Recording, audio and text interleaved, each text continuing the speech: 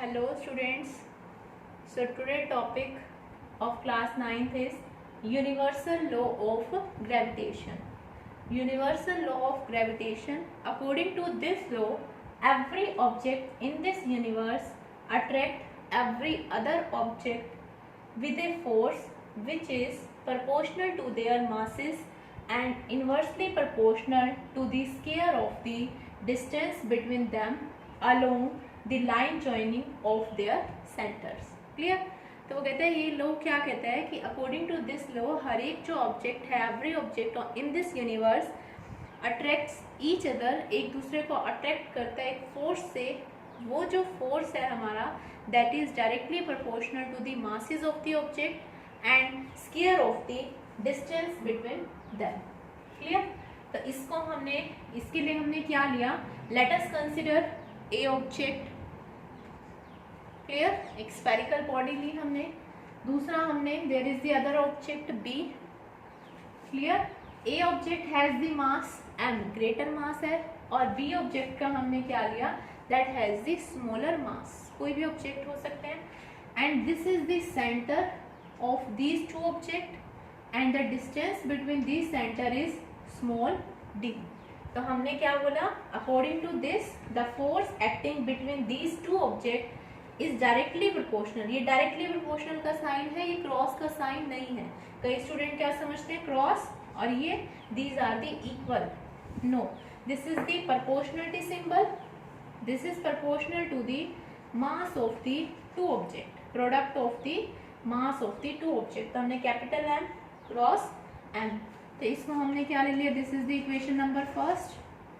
Second, this is inversely proportional. Inversely का मतलब क्या हो? प्रोपोर्शनलिटी का मतलब है कि अगर ये चीज इंक्रीज होगी, हमारी masses of the product increase, तो फोर्स भी इंक्रीज होगा. इनवर्सली साइन सेम रहता है. इनवर्सली का मीनिंग है कि वो क्वांटिटी हमारी क्या हो जाएगी? This is inversely to the square of the distance between them. तो दोनों के बीच की डिस्टेंस कितनी है हमारी? डी. तो square of the distance between them. तो इसको हमने क्या लिया? This is the equation number second. Now combine these two equation, equation first and equation 2. Then F is m cross m upon d square. Clear? Now remove this proportionality sign. We take a constant that is the capital G, capital M, small m divided by में d square. So this proportionality symbol G, constant of proportionality, is called the gravitational constant. क्या बोलेंगे इसको हम? Gravitational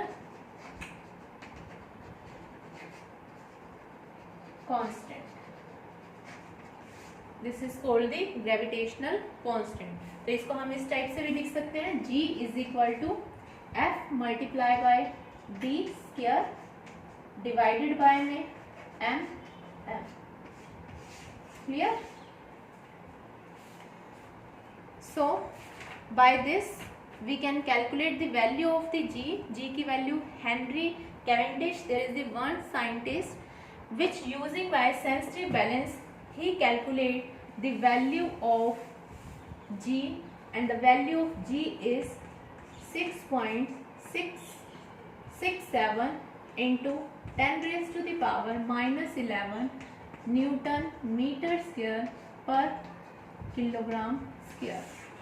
This is the constant value of G. Clear?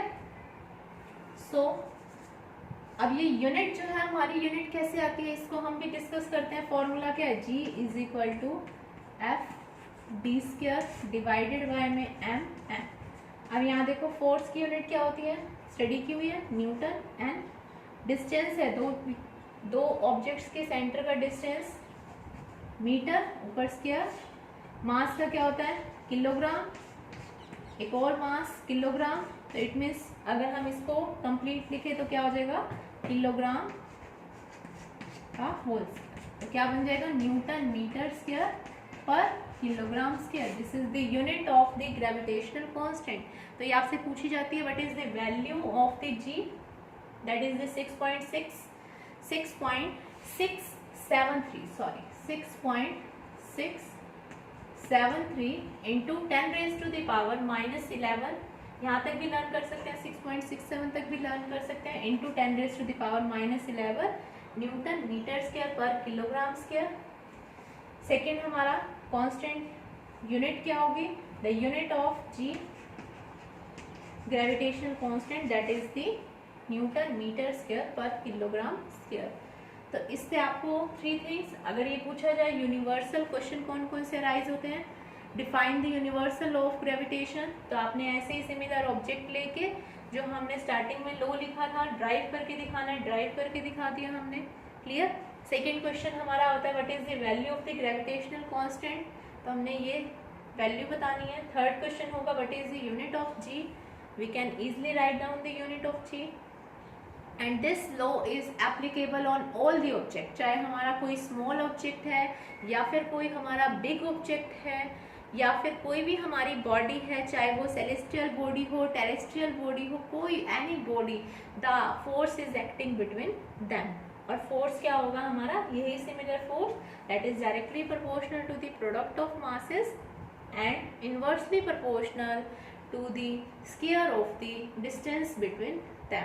तो these are the questions come in your exam, और इसके ऊपर हमारे numerical बनते हैं। तो न्यूमेरिकल में भी क्या होता है कि कोई भी दो ऑब्जेक्ट का हमें मास दे दिया, डिस्टेंस दे दी, जी की वैल्यू हमें नोन है, तो we can easily calculate the force acting between them. Clear? I hope you understand it.